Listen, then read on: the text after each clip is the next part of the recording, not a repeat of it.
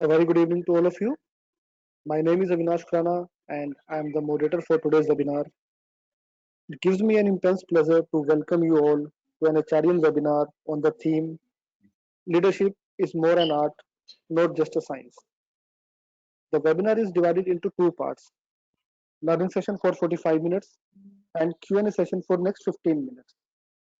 We would like to hear from you and would like to include your questions in the conversation. So ask questions, use the chat panel on the right side of your GoToWebinar player to share at any time during the webinar. It's my privilege to have with us Mr. Aman Rajabali. A very good evening to you, sir. Uh, and now may I request Aman sir to take the session forward. Over to you, sir.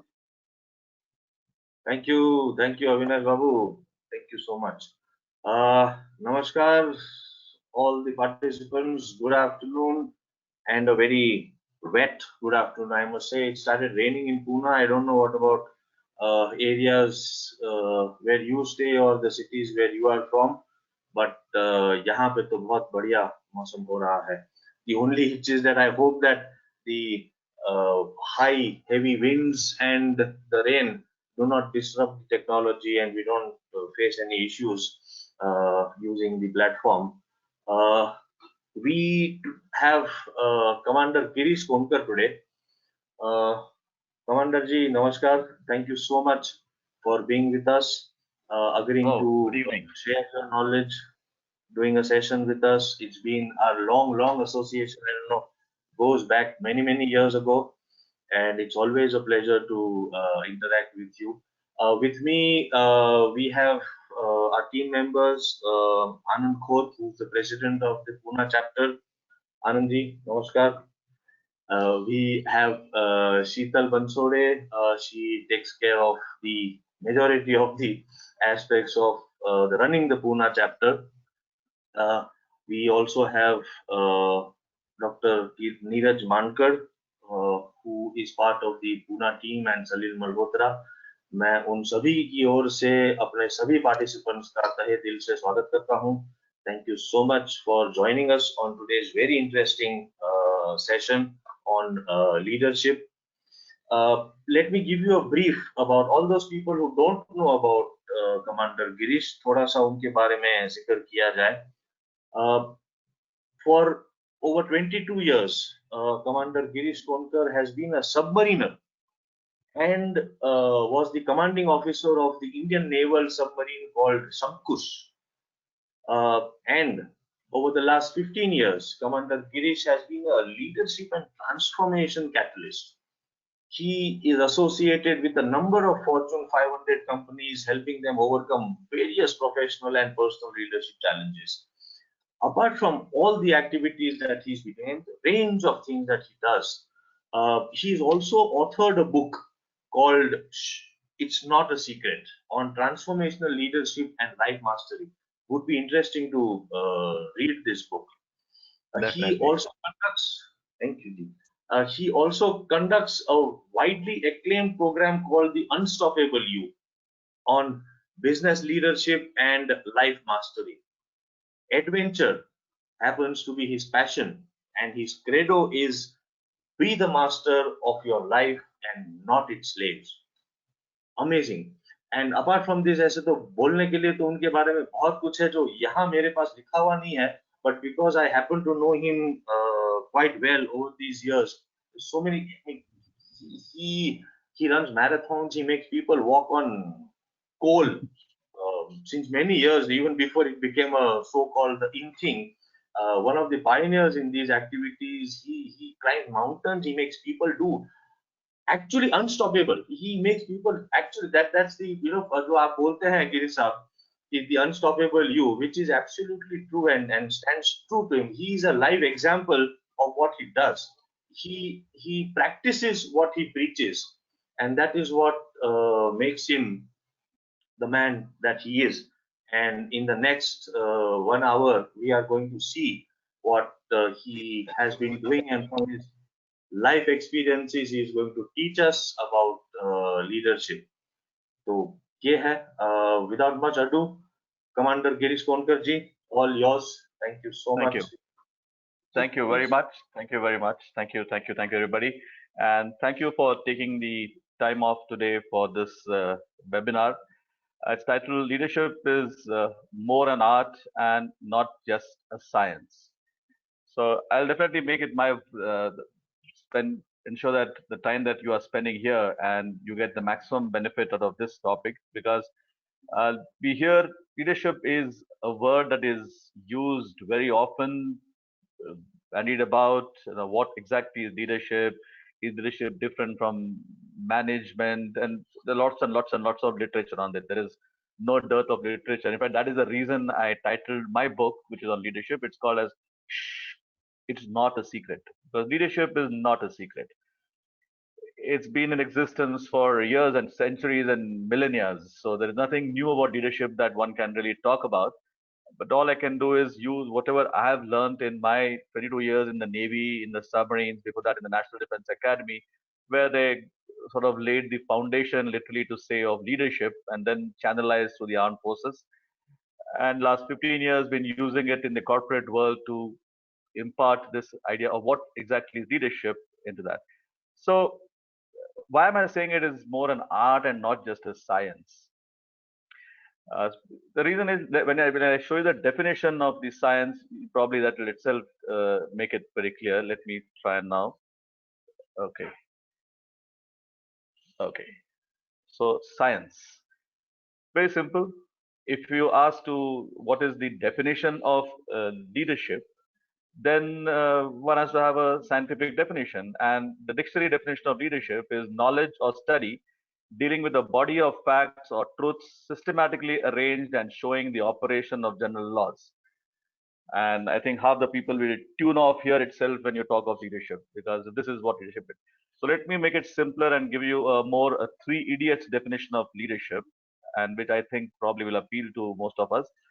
One is leadership, or sorry, the science. And this is the definition of science. Sorry, not leadership. The definition of science would be: science is required to be precise, it should be predictable, and 1 + 1 is equal to 2. Now, moment you say leadership, can leadership fit in these categories? A question mark has to come. Moreover, the three-day definition of science, it would be that it is repeatable under control conditions. Again, when you talk of leadership, that is a question mark. And therefore, what is leadership and how does one develop one's leadership qualities?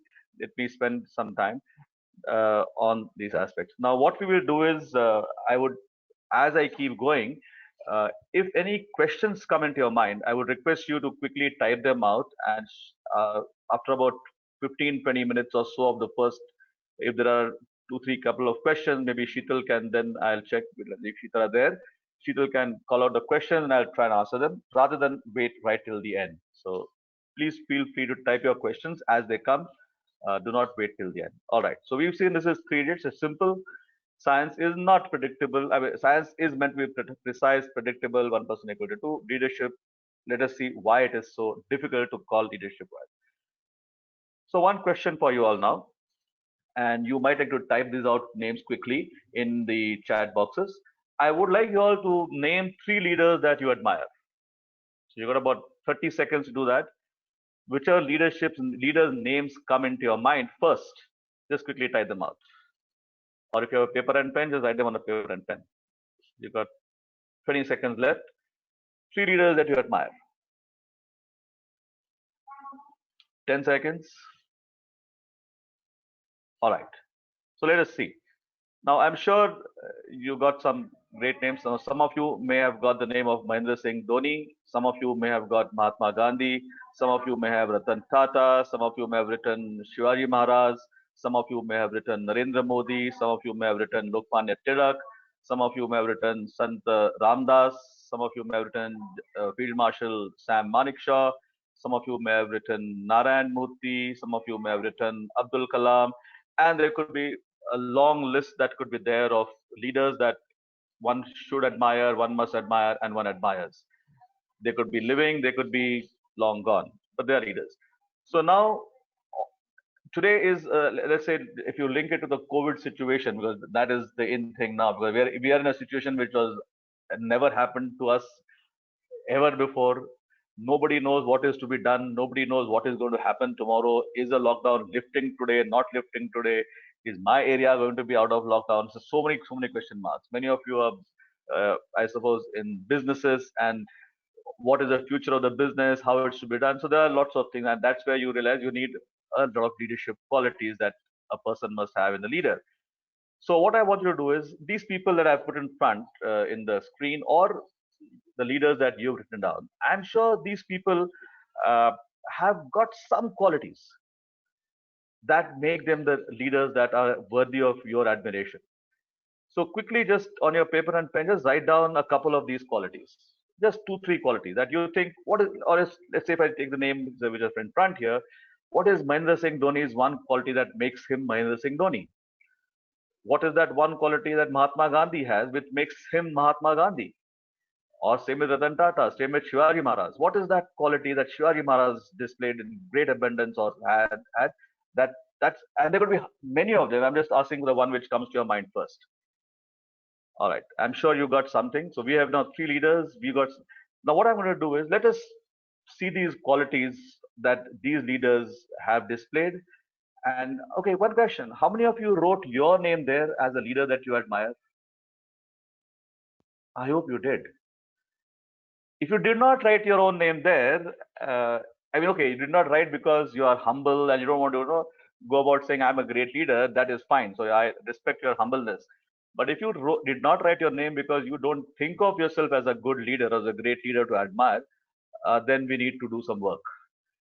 Because all of us, I'm sure, who are attending the webinar are fantastic people by their own rights. They have enough leadership qualities in them that you are leaders in your own rights. We may not be in the category that is shown here on the slide. Fair enough. That is a different category probably. But we are all leaders at every level. Absolutely. And one, we must respect ourselves for our own qualities that we have got. Okay, let us see what are these qualities now. So I'm going to put up these qualities on the screen now. And I want you to look at it now from your personal individual perspective.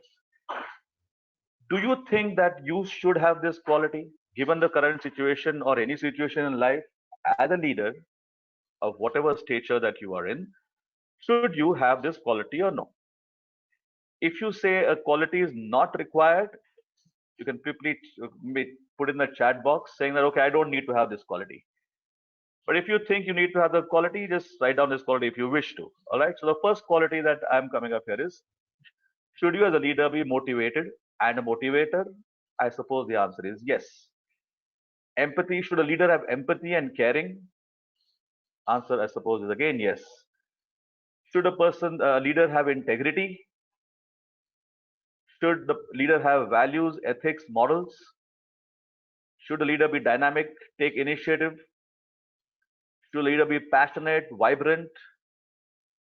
Should a leader be responsible and take responsibility and ownership?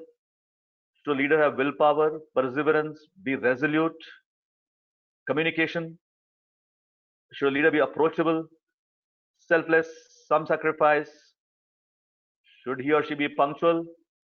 Should a leader be visionary, having a vision, foresight? Should he be listening? Work-life balance, integration, action-oriented, focused, innovative, and creative, a trendsetter.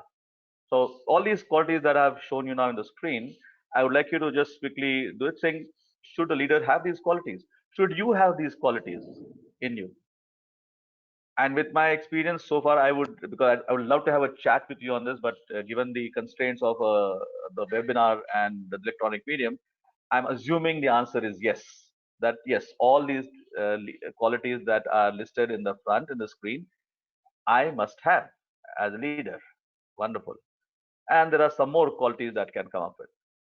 There is decision making, there is hard and smart working, the risk taking and brave, patience, a go getter, fire in the belly, coordination, trust and good character, commitment, knowledge, skill, confidence, inspirational, adaptable and flexible, mission and goals, a sense of purpose, appreciative, respectful, shows gratitude, a positive attitude and optimistic, and a strong bonding. Do you think you should have all these qualities? I'm sure you will be thinking, yes, I need to have any of these qualities. Maybe one or two you might want to remove. That is fine. You can type in the chat box saying, okay, I don't need to have this quality. We will see about it a little later. Oh, okay. And there is still some more. You have disciplined. There is team spirit, questions, honesty, strategic thinking and plans, willing to learn from failure and feedback, courage of conviction, lead by example, result oriented, diplomatic and tactful, has fun or enjoys, humility, humble, lead by humble, goal and role clarity, fair, empowers, coaches and mentors, fearless, manage stress. And there is still some space below. Those hashtags are actually a space below where you can add some more qualities if you think you need to have them. Now, are they must have qualities? I'm sure you'll agree with me that these are must have qualities. And therefore, this becomes the syllabus for leadership qualities. So if one has to study leadership or become a leader, and we say all these qualities are required in a leader, this becomes a syllabus. And they're all must have qualities. Because there's not one you can remove saying, I don't need this. So that's important. How do we do that? Now, question is, are leaders born? Are leaders made? I think this has been well settled that leaders are made. Yeah, of course, you have to be born first and then you get made. But if they are made, that means these are trainable qualities. That means after birth, you can do something with the person, and therefore that person can develop the leadership qualities. Now, if one is to go with the study the leadership field, the earliest leadership lessons, they come from the Rig Veda. The exact date is not known, but it is enough evidence to say it is as old as 20,000 BCE till about 1,500 BCE. So it's one of the most ancient of texts that ever existed. There is Ramayana, and some of you might be surprised to see the date over here saying 29th of November 12,240 BCE. It is so precise that yes, Ram was born on 29th of November 12,240 BCE. So that's again a fantastic epic with fantastic lessons on leadership. There is, of course, Mahabharata. There is no other more fantastic and epic or a historical text from which one can learn leadership. Every facet of leadership can be learned from the Mahabharata text. And as the date says, it is 16th of October, 5561 BCE. So that's also the date on which the Bhagavad Gita was told, as precise as that date. And some of you might be wondering, why is this date so precise? Maybe we can have a different discussion on that. As to how can these dates be so precise of so much. And the reference for these dates is a gentleman called Nilesh Oak, whom I follow quite a lot to get these dates. And that's a different topic altogether. But let's go ahead now to human effectiveness. So we've seen that there are a huge number of leadership qualities. Now, how does one learn these qualities if one has to become a leader? Because all of us are leaders by own right, and we need to keep learning new things, etc., etc. Now, there are three things that go to human effectiveness. One is the knowledge, one is the skills, and the third one is the attitude of the person. So let us see this huge syllabus that we have to have. You've said it's a must-have. How much of it is knowledge? How much of it is skill? How much of it is attitude? Now, being motivated, is it knowledge, skill, or attitude? You'd agree with me, it is attitude. Is it empathy or caring? Is attitude. Knowledge or skill is attitude. What about integrity? Is attitude. Ethics, values, morals, attitude. Dynamic, takes initiative, attitude. Passionate, vibrant, attitude. Taking responsibility, ownership, attitude. Willpower, attitude. Perseverance, resolute, same thing is attitude. Communication, some of you might put it, okay, communication could be skill because we talk of communication skills. Fair enough. Being approachable, attitude. Selfless, some sacrifice, attitude. Punctual, attitude. Visionary, having a vision, or an attitude. Listening, some of you may be saying listening is a skill. What about work-life balance? Is it knowledge, it is skill, or attitude? Some of you may say it's not skill, attitude, etc. Okay. Action-oriented, focused, innovative creativity is again an attitude, trendset attitude, decision making. How many of you think decision making is a skill? Okay, some of you might be agreeing to that. Okay, let us see. We'll keep to one side. Okay, so we said, okay, all these things: motivated, empathy, integrity, values, ethics, dynamic, initiative, passionate, vibrant, willpower, perseverance, communication. Everything, all this still here is attitude. Communication. Is it attitudes, knowledge, or skill? Okay, I've got a PhD in communication. Just assume. PhD from, let's say, Stanford. Why should I communicate with you? Who are you? You know why? I'm a vice president in so and so company with a $1 billion turnover with 30 years of experience. Why should I communicate with you? Who are you? You just joined this company. You're a newcomer, a newbie. Why should I communicate with you? Is it knowledge? Is it skill? Is it attitude? It's attitude. If I have the attitude that I must communicate, I will find the ways and means to communicate. Now, how to communicate is knowledge and skills issue. But that I must communicate. I must communicate clearly. I must communicate in a perfect manner. That is an attitude first. Then the knowledge and skill is required. Otherwise, my Harvard PhD or Stanford PhD has got no meaning. If you go ahead, there is approachable attitude, selfless attitude, punctual attitude, visionary attitude, listening. Did some of you say listening could be a skill? Okay, I got a second PhD. Let's assume this time it's a PhD from Harvard now. पहला Stanford से था, अभी Harvard से है. And the PhD is in listening. Why should I listen to you?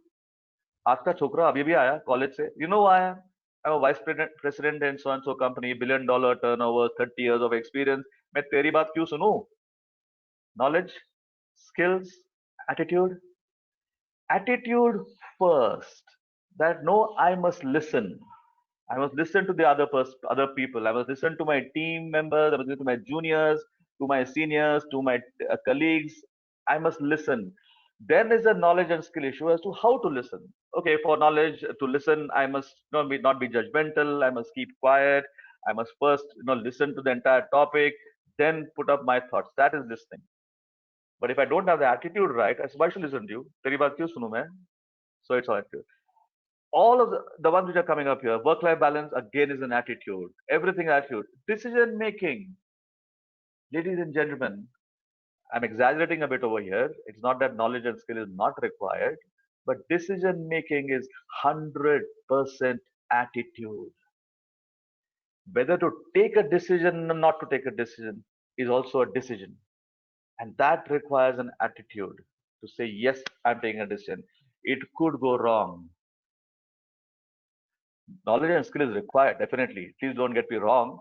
But majorly, what is it first? An attitude. So you'll find this entire syllabus which we've seen here in front of us is attitude. There are only two things here, knowledge and skill. Somewhere in the middle over here, there is knowledge here and skill here. There's everything that you see here in this slide here is attitude. And which school or college teaches you this?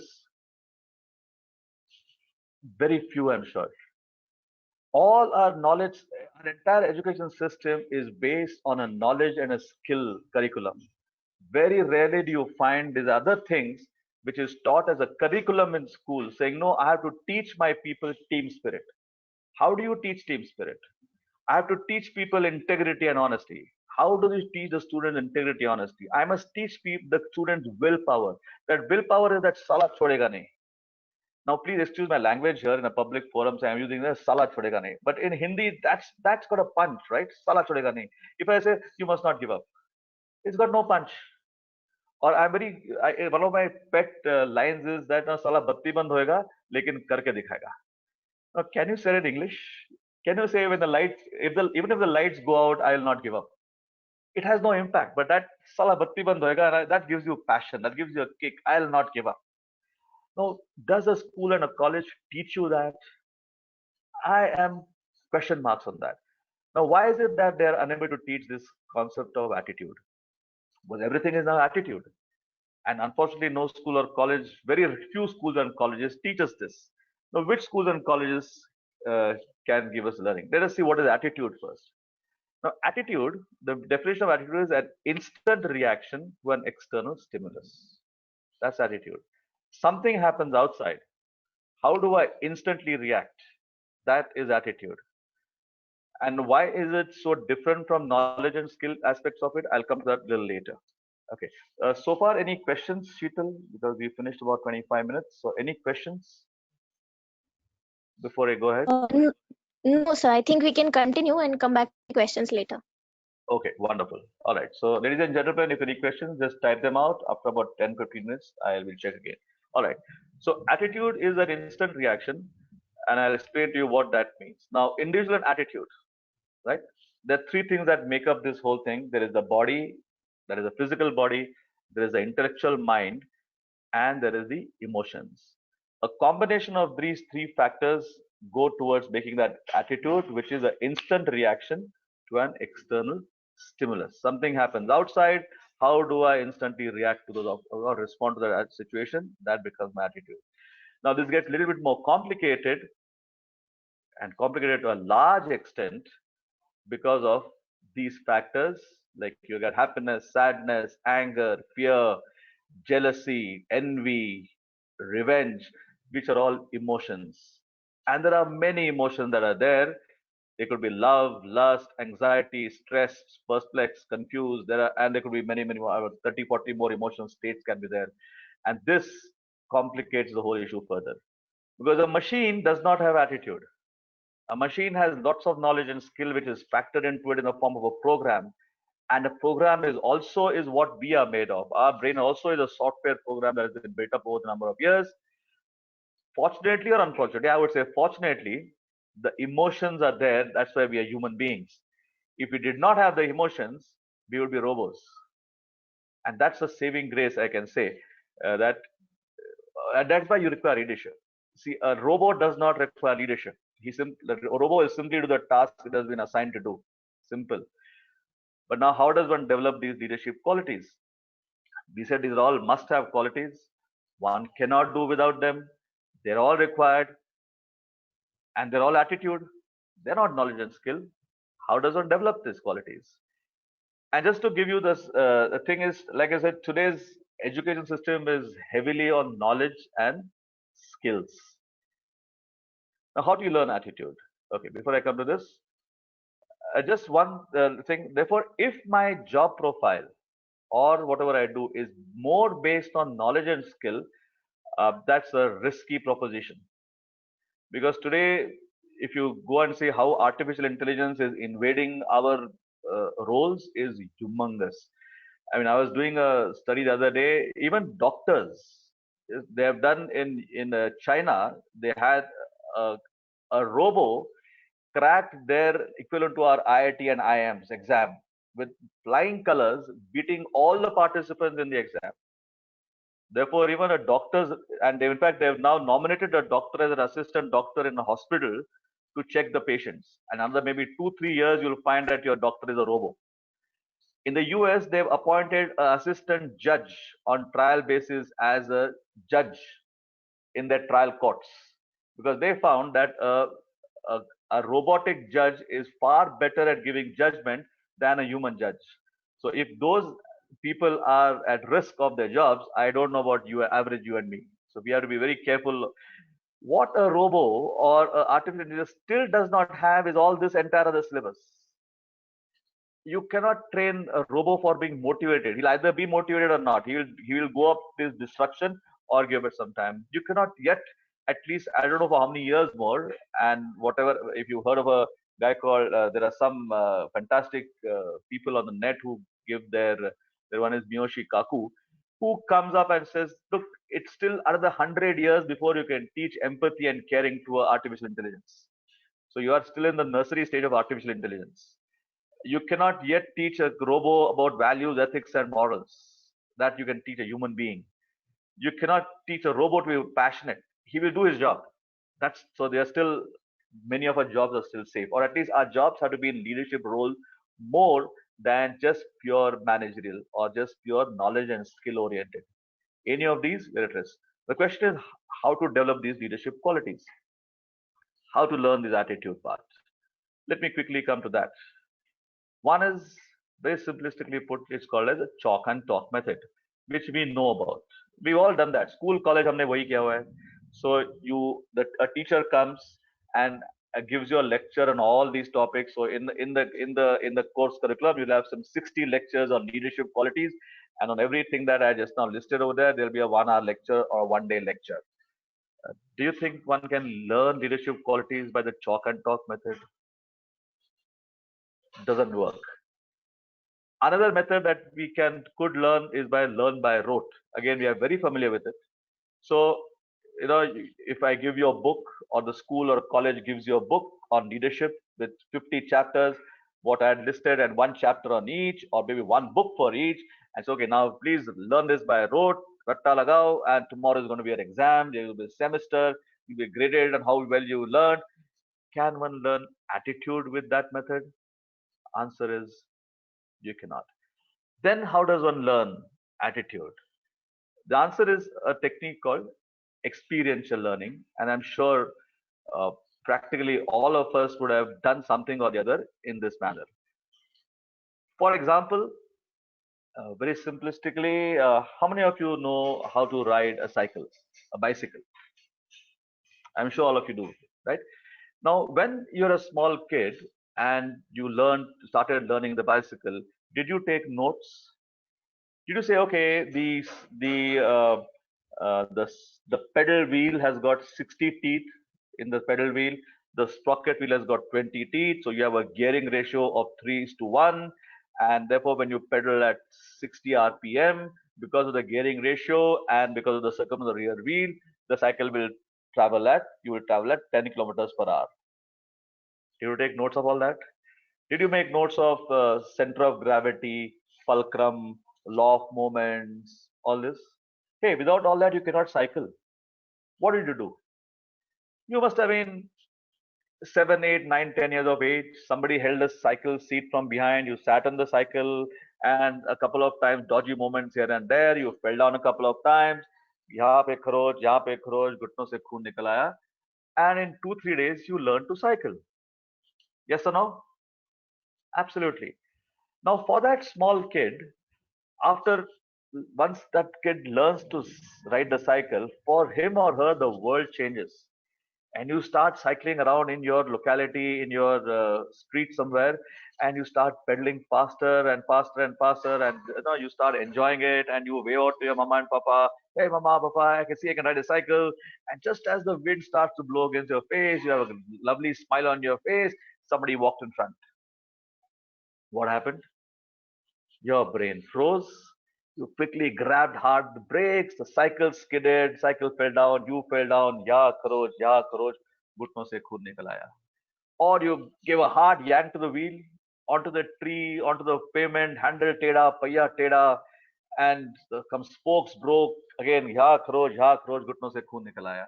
Or you simply went and crashed into that person. Now, did you at that time take notes? Oh, I pressed the brake in 1 nanosecond. I should press it in 5 nanoseconds. That is slower. That too with a graded application of pressure, both has together. At the same time, reduce my RPM from 70 to 30, 20, 10, 0. Therefore, I stop here. Or instead of that 45 degrees yank, just 1 degree. Do you take notes of all this? Yes, trust me, you took notes. And where do you record those notes? In your subconscious mind.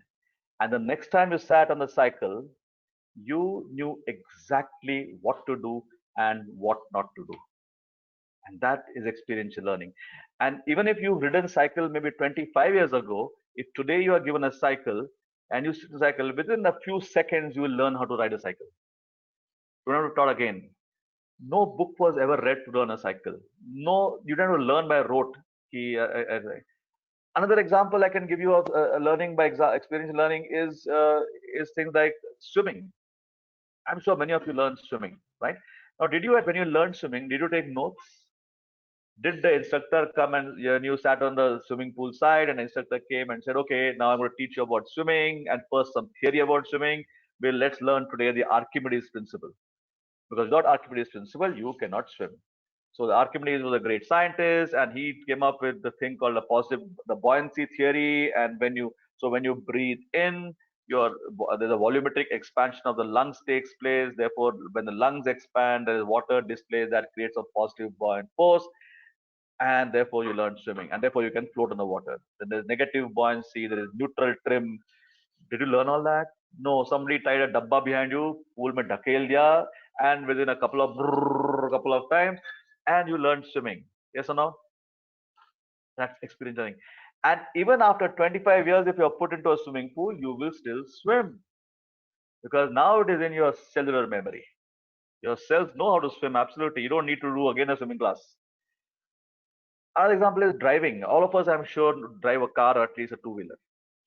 Let's take a car. Now, when you learn to drive a car, must have been age about 16, 17 years of age, and you sat behind the wheel. Some instructor hopefully was there next to you, your brother, sister, mother, father, or an instructor, somebody else. He's there next to you, and he says, "Okay, now this is the car. This is the steering wheel. There is a gear lever next to it. You have 5 gears, 1 reverse gear. There are 2 wing mirrors, 1 center mirror. All that theory is taught to you." And then you look down and you say there are 3 pedals here. Oh, pair to do hai.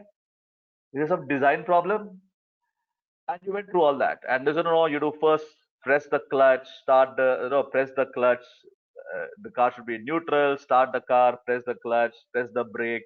धीरे से clutch को पैर धीरे से हटा रहा, brake से हटा के accelerator को दबा रहा. And you did that, and duck, you did that. Somehow the car stopped. Again, you started and managed to bring it onto the road. That's the first day. And then when you came on the road, you found there is a cyclist coming, there's a two-wheeler, there's a bus coming, there's a truck coming, there's a dog in the road, there is a cow in the road, and you're again, your brain froze. Maybe in the middle of the road, the car stopped. That was your day 1. Today, it makes no difference. You can start from place A and go to place B without you noticing what is there en route. You'll just be driving subconsciously. Now I come to that term subconsciously. What we say attitude is? Definition of the attitude was an instant reaction to an external stimulus. Something happens outside. How do I instantly react without thinking much? That means it's a subconscious reaction. So there are 2 minds over here, and we all know those. There's a subconscious mind and there is a subconscious mind. Which is more powerful? Again, we know quite well that it's the subconscious mind that is more powerful. How much more powerful? 95% of the time. It is so powerful. Now, that means only 5% consciously. So on day 1, when you were learning how to drive the car, you were driving the car with your conscious mind. The conscious brain was thinking, okay, now to do this, I have to do, first gear, second gear, third gear, press the brake, press the clutch, press the accelerator. All that thinking was going on. As you repeated that a couple of times, the conscious mind transferred the entire learning to your subconscious mind. And today you do not have to think how to drive. There can be any amount of traffic and you will simply drive without anything. Some people do get stressed, but that's a different story. But you can simply drive through any amount of traffic, let's say a Pune traffic in Lakshmi Road before the COVID happened. You could drive through that traffic and absolutely feel fine about it. Why? Because now you're driving, and that is attitude. You transfer the entire learning to your subconscious mind, and then you can control. So all that entire big lesson that we had, big lesson plan that we got in front of us, everything can best be learned through the process called experiential learning process. It cannot be learned by chalk and talk, learn by rote, etc. Now, what all does experiential learning involve? Let me quickly take you to that. The experiential learning philosophy, which is there, the emphasis is placed mainly on direct personal experience. Under the line, direct personal experience. That is very, very important for experiential learning to really be of value. Second one, it is based on building the individual's commitment to development. So the individual has to be, and the third one is giving learners as clear responsibility as possible for drawing conclusions. So you do not tell them the answers. So you don't have a guide saying, okay, if you have this guide at 10 questions, iske possible answers ye hai, and iska answer ye, so you get 10 marks. That doesn't happen in experiential learning because there can be multiple answers to the same question. And therefore it is not a science. Because if it is science, then 1 + 1 = 2. More you come to experiential learning philosophy, you could have multiple answers for the same question. And science then doesn't fall, and now it starts becoming more of an art form. That means every individual's learning methodology, rather the process of learning, the way the person learns, how much the person learns, how that person develops, will be different. You cannot have a generic way of doing it, and therefore it is time consuming. You cannot have just one session for one and say, okay, now I've taught you, now you're on your own. Doesn't happen. You have to, in experiential learning, hand holding is a very, very, very important factor. That doesn't happen in chalk and talk and learn by rote. So if this syllabus is there, how does it work? So therefore, the entire syllabus can be designed in the form of simulations, what is called as simulations-based learning and experiences. So whatever those big lessons that were there, that 20, 30, there are simulations, there are some 300, 400 different types of simulations, so that the previous slide which said the learners get as much hands-on experience and not just a lectural experience to really learn through these simulations and the experience that you can give them. There are classroom simulations. Everything doesn't have to be. We've heard of outbound, of course. That is one of very important and very the people in the corporate world are used to this term of outbound simulation. But even classroom simulations are very good, and some of them are very powerful simulations. In fact, far more powerful simulations than even outbound simulations. So both are there. You have a mix of them, and most important is sports. Among the best teachers for the experiential learning syllabus is sports. And unfortunately, today's schools and colleges, very few of them really promote sports as a way of life. So, in fact, other day I was with one school and also with one college. This was last year's, I think. That school was having one sports period per week. And those children were robots, yeah. How will you give them life skills? They can never be trained for life skills. That child can become an excellent guy in 10th standard, and you can now relate this to the Three Idiots film itself.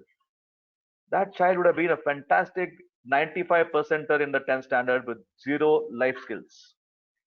And at some stage, the life skills would have hit that person. It could be in the form of relationships. As the person grew in the initial stages, knowledge and skills are required as you start in your corporate life. At some stage, he'll become a team leader with zero life skills or very little life skills. He started, and then they'll end up in depression or severe stresses. I've been a topper all this while, and now I can't handle these 5 guys. What do I do? Husband, wife, again problems come. So I think sports are the best teachers. Even colleges, they must have sports. How many schools and colleges today have sports like cross country as a routine? In the school which I went to, we used to have boxing. How many schools today have boxing? Because boxing teaches you that when you get a wallop on your face, you don't give up. You will fall down and you will get up again, and you will take the next punch and be ready to give a faster. It's a brutal sport, yes, but that teaches you lessons of life that you can remember when you are 70 years of age. You say, I'll not give up. So every sport will teach you, especially team sports. How many corporates play team sports every day or once a week at least? My experience, zero. Only when I engage with them and I say, no, you must play every day half an hour, every day 15 minutes, kilo. What? Play kho-kho, langdi, play volleyball, basketball. And they find, wow, communication becomes so wonderful now. Communication becomes cohesive. And sports are the biggest binding factors. Cost to the company, very minimal. That gives you amazing experiences that no classroom experiences can ever give you. Individual sports, marathons.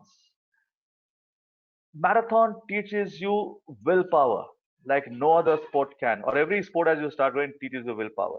Sports teach you failure, how to handle failure, because you will fall down at times. How do you learn to handle failure? Sports give you that lesson day and because in sports one team has to win, one team has to lose. But what matters is how you play. These are fantastic ways that one can really learn experiential learning.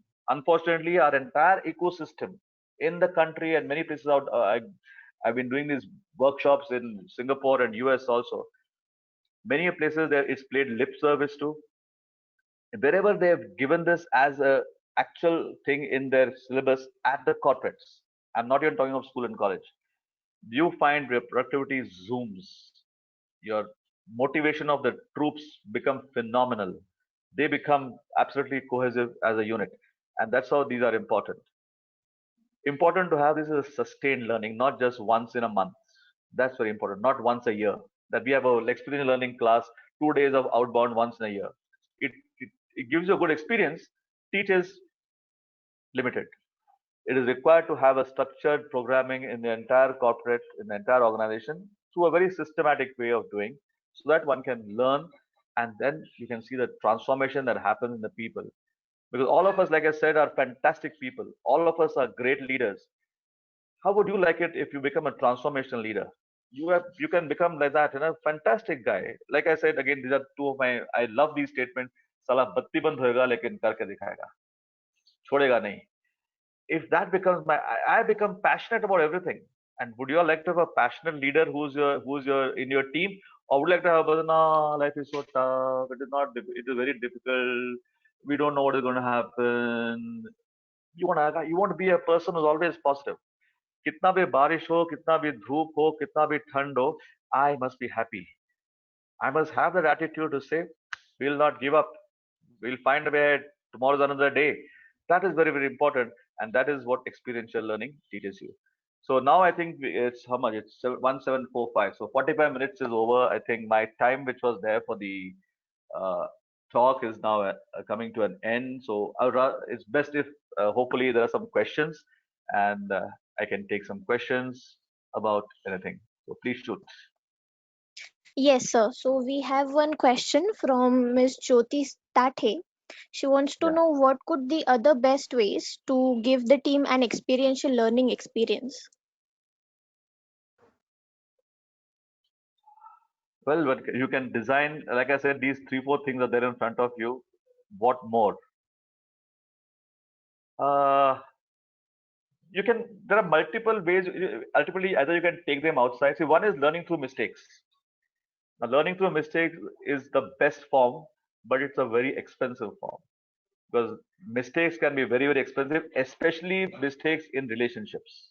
So, in the corporate environment, also, you don't want to unnecessarily lose money and learn from mistakes. And okay, let's have a team meeting now that we learn from this mistake. What do we learn? You will learn, but very expensive. Therefore, for whatever topic you need to give experiences to, I'm not saying the entire syllabus needs to be covered in that thing. There are various simulations one can run. They can be lasting for 1 hour. Some of them last for 1 day, 2 days, but they give you phenomenal learning experiences. So the categories are these: classroom, outbound, sports. अब इनमें कैसे करने का is the faculty will decide as to what is more important. Is it better to have more classroom oriented stuff or outbound? Like I said, simply play sports teaches you phenomenal stuff. So I hope that answers your question, because more than this, I don't know what else can you do. In the outbound, there are many things you can do in the outbound. You can go for a trek, you can go for camping, you can go camping, like we do survival camping as a experiential lesson, where we teach people especially how to learn to handle ambiguity, how to handle complexities that nature throws at us. So it's already 3 days in an outbound environment. So there are many things that can go into it, but yeah. So I hope that answers your question. More than this, yeah. Any other Shall I move questions? on to the next question? Yes. Yes, please. Yes, So please. we have Rudravek Singh with us. He's saying that in our generation, patience is at the edge of cliff. So he wishes to know how to introduce the attitude skill training on patience while developing leaders. Yeah. Now, like I said, unfortunately, we've come to a stage where the school, college did not teach us this. How do you learn patience? What does patience mean? That I should hold myself back from reacting. I should respond at the appropriate junction. Now, patience could be 10 seconds, don't say anything. Patience could be 1 hour, don't do anything. Depending on the situation, circumstances, that will change. Today, because we've not been taught how the conscious brain should talk to the subconscious brain, we react subconsciously. Period. Something happens, we react. And that becomes impatience at times. That becomes anger, displays in the form of anger. So something happens outside. In fact, this morning I had a session on the biology of stress where I explained this concept. Because something happens outside which should not have happened, and my subconscious mind says this is not the way it should have been done, it will give an instant output saying, okay, do something. And I shout. In anger, I throw a tantrum. or whatever. There can be many ways of showing anger. On the other hand, if I had learned even things like simple things like count to 10 before showing your yes response, even that action of counting to 10, taking 10 deep breaths when something outside happens which should happen, it calms me down. One of the best methods to learn patience is by meditation. The best, ultimate tool for learning patience is the one which I propagate, which I use extensively, is called as mindfulness meditation. Very fantastic, very good, very simple to learn. Anyone can do it. We do it every single day. I say, I don't have the patience to learn that every single day. Then we are destined to repeat the same failures every single day. So, in one word, the answer to your question, how does one learn patience, is through the right path of meditation. My preferred approach is mindfulness meditations. There are multiple methods that one can learn meditation. There is Sadhguru Jaggi Vasudev Shambhavi Mahamudra. There is Sri Sri Ravi Shankar with his Surya Sudarshan Kriya. There is Vipassana. There are multiple methods. You choose the one which you like. Everyone in the team can do it for the first 10 minutes every single day. Before you start your day, meditate for 10 minutes at your workplace. You'll find within a week's time, the patience level of the people literally going up. Their productivity zooms. So I hope that answers your question. Next one, please. Yes, so Mr. Rudraveg has another question for you, sir. He asked, what are life skills analyzed by a campus recruiter while doing mass recruitment in colleges? I have no answer for that. There is no quick method of how do you assess the life skills of a person. I'm not a recruiter, therefore I don't know exactly how they'll assess life skills in a jiffy. I personally feel, that's my personal opinion, so please excuse me for that. It is very difficult to assess in a 15 minutes of 20 minutes of one-to-one interaction what are the life skills. And there is no, even after 15 minutes of interaction, can you really assess the life skills? Given 2-3 hours, you can get a glimpse of it, but it is still not a science. That's again, like I said. So, for example, just to give you an example, I'm from the National Defense Academy, NDA Khadakwasla. When we went through the entire services selection board, that was a full, complete 1 week selection process, in which one of the ideas was something where the psychologist would review us. And there were multiple sessions that we did with that psychologist, where he would spend, they had these, where you respond instantly to various situations. And there'll be multiple discussions, there'll be multiple scenarios thrown at you, and they're constantly putting you under pressure. Because when does your life skills really come out? When you are under pressure. Otherwise, all of us are fantastic people. Given the team meeting, we're all backslapping, slapping guys. Yeah, great guys, mast maza aa raha hai. When things don't go as per plan, that's when your true self starts showing. And very difficult. I mean, you can't blame the recruiter because he or she doesn't have the bandwidth to check you out. So they do a lot of tests which they do, but that's my personal opinion. Please excuse me if I've hurt anybody's sentiments in that. It's very difficult. They're doing a good job of it, but it's very difficult to assess the life skills in a short duration. Yeah. So next one, please. Yeah. So let's move on to the next question. Yes. Yeah. So we have Mr. Amit Anand with us. He wants to know what is an ideal ratio of knowledge, skill, and attitude that a leader should have. Knowledge and skill can be outsourced. Attitude you cannot outsource. So that is one. Doesn't mean you should have zero knowledge, zero skill. That is dangerous. How much is there a standard fix? I don't have. There's no such thing.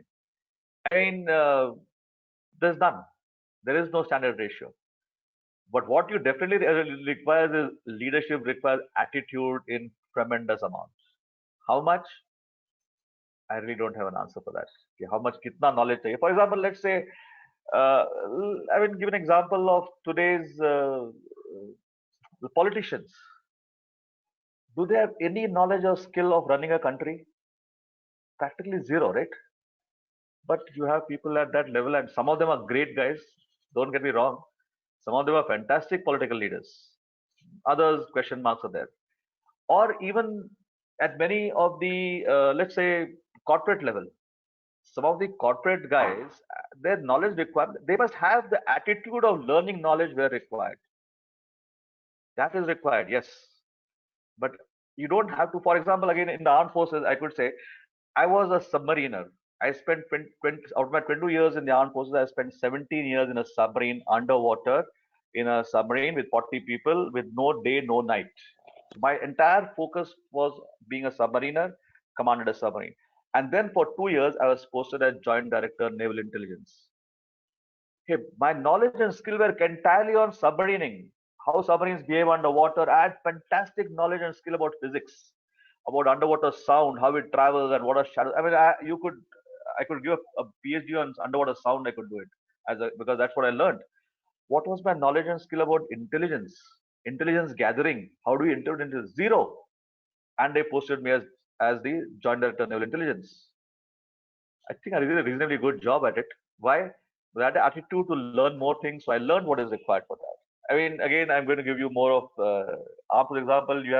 You heard of okay, lead the armed forces, but even in the corporate world, you'll find people shift from one role to the other role. Why? Is it that they have to absorb every knowledge that they need? No, you got fantastic people who are working for you who got phenomenal knowledge and skills. Use their knowledge and skills, but you should have the ability to take what is required. And that's the answer I can give you. Thank you. Attitude must. You will acquire knowledge and skill. Kitna chahiye? You can't do a PhD on that. Okay, next question, please. Yes, sir. So we have Mr. Ulhas Bodhankar asking us, what is the value of learning from others' experiences? Phenomenal. Very important. As they say, only a fool learns from your own mistakes. The wise one learns from the other's mistakes. So that's very important. So, but learning from mistakes is very, very powerful, no doubts about it. And therefore, all these simulations which you're seeing still in the screen, see, these simulations are based such that you commit the mistakes during simulations. Even if it's a classroom simulation, outbound simulation, or sport, you commit a mistake there and learn from those mistakes, and therefore you don't do mistakes in real life. That's why these simulation business. Because if you say one is again learning from others' mistakes means again it's a conscious brain has to now teach the subconscious brain. It will learn, but it's got. If you always say, "Let me keep seeing what is that," you learn, no doubts about it. But best is if I could somehow teach my own mistakes, which you can do in these experiences, experiential learning syllabus. In fact, I'm already I've offered. I conduct a program called the Unstoppable You, which is based on all these principles of experiential learning, where it is designed to give the. I've told Aman that maybe we can design something together for the NHRD because I'm already doing it as now I'm offering it as an online class because it's very difficult in the COVID environment to it. So learning from others' mistakes, fantastic. Don't wait to commit your mistakes yourself to learn. But then again, it's a tedious job. Get some training programs based on these experience learning classes, you'll learn much faster. Yeah. Thank you. Next question, please. Yes, so I think we have one last question from Chirag. He asks, what helps us to develop marketing skills?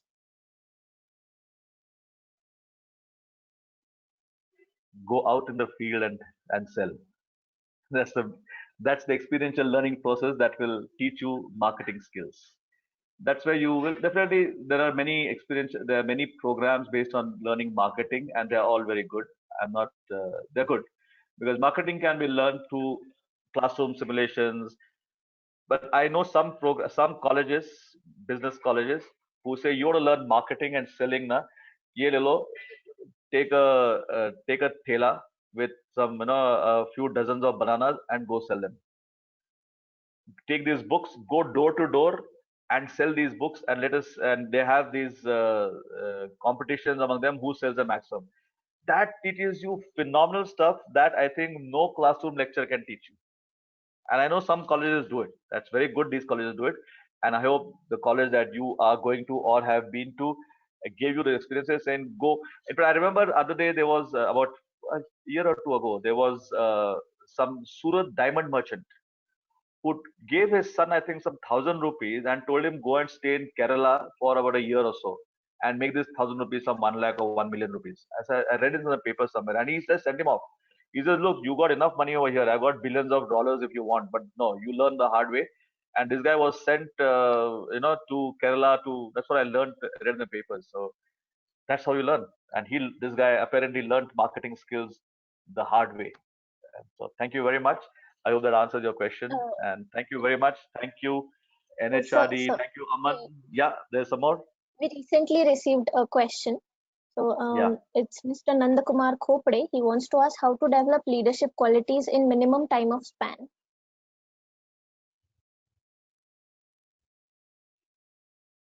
You get hit by the experience that you're going through now, and you come out of it flying colors, and you will learn the lesson of your life that you never can learn otherwise. So minimum time is difficult, but you can do multiple programs on leadership and keep learning. So I would say learning has to be a continuous effort. So you have to plan out saying, okay, every year I should do one leadership development program, which could be of 2 days, 3 days, maybe 5 days. And you keep upgrading it, because now the school and college phase is over. They should have taught all this in school and college. They didn't teach us. Now you can't obviously spend next 2 years in again learning leadership. So, but you must have a plan for your self-development. You must spend your own money, and some of it will give you phenomenal returns. Some of it could be money sunk, which means some programs might be afterwards you'll find they were not very good programs. They didn't really teach me much. But some programs will be fantastic, and they'll give you experiences which you never experience, which you really can't get anywhere. And they are the programs you must keep. But unless you do a number of them, you'll not know which are good and which are bad. So every year, because now all of us are already working, so you can't suddenly say 1 year I'm going to take off. So every year plan, say, okay, I must do a 4 days, 1 week program, maybe a 2 days program on leadership development, leadership experiences. It could be going to the Himalayas for a trek. It could be going for a cycling expedition. It could be going for a walking expedition. It could be sports oriented. But like I said, sports teach you. So if you enroll in a sports academy somewhere close to you, saying I want to be a good sportsman in so and so field, which I like, maybe running. But running is today very popular. Cycling is very popular. They're not team sports. At least it teaches you a lot about running. If there's a badminton court next to you, go join a badminton field. That teaches you a lot about leadership. And all these will cumulatively, they start addressing the entire syllabus. So there is no quick fix answer. There's no saying, do a 2 days program and become a leader. Not there. Yes. Thanks a lot, Girish. Participants, we have a small important information to be shared with you. Girish, stay with us while we invite Arnaz to talk to us about iGift Life. Arnaz, if you can unmute yourself and also start your camera, which you have already done. Thank you very much, and your time starts now.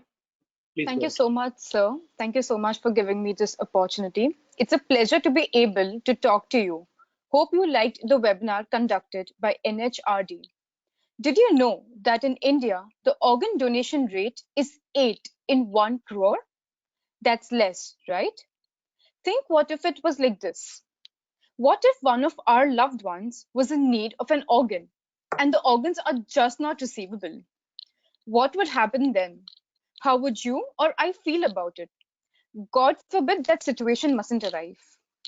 We believe to change this, and we need more and more people to be aware of organ donation. Hence, we have partnered with NHRD to reach out to you via this medium, to request you to help us to reach out to your colleagues in your organizations. Let us all use this opportunity of various lockdowns and spread awareness about organ donations. By collaborations, we will be able to achieve our goal of educating the masses and breaking the myths of organ donation and change the current scarcity of organs in India, so that each individual in pain and in need of an organ can be relieved. We would love to do online sessions for you, and you can always reach us at iGift Life's Facebook and Instagram page, and always connect with us via our email ID. Join us at iGift Life and be a part of the social change. To know more, log on to www.igiftlife.com. I hope you enjoyed the remaining webinar with this wonderful panelist. Thank you so much, NHRD, and thank you so much to all of you for listening to me. Thanks a lot, Anas, for that quick introduction about amazing work iGift Life does.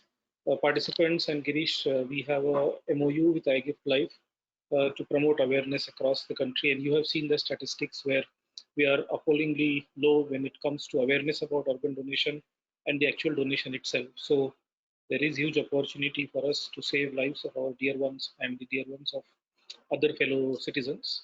And Girish, once more, amazing session. And I think my key takeaway is attitude, attitude, and attitude, which comes to us from the experiential learning.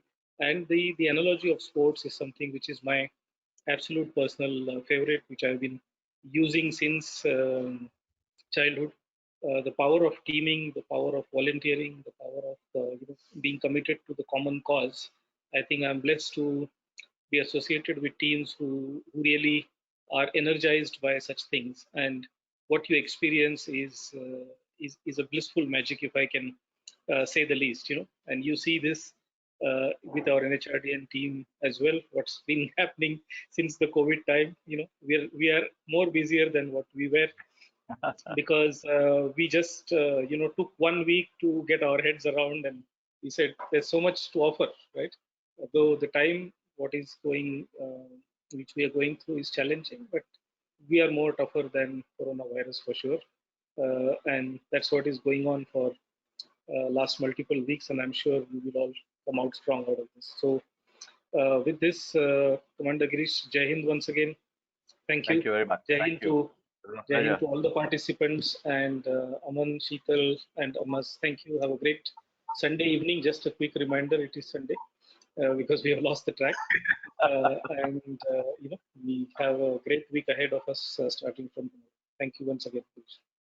Thanks, Aman. Thank you very much. Thank you, Aman. Thank you, Avinash. Thank you, Anand. It was wonderful. Thank you very much. Thank you, Sheetal, and thank you, Arnaz, for that quick thing. It was a real pleasure. God bless all of you and everybody. Thank you very much. Avinash, thank you very much. As always, a great support. Thank you. Thank you so much. Take care. We can go back now.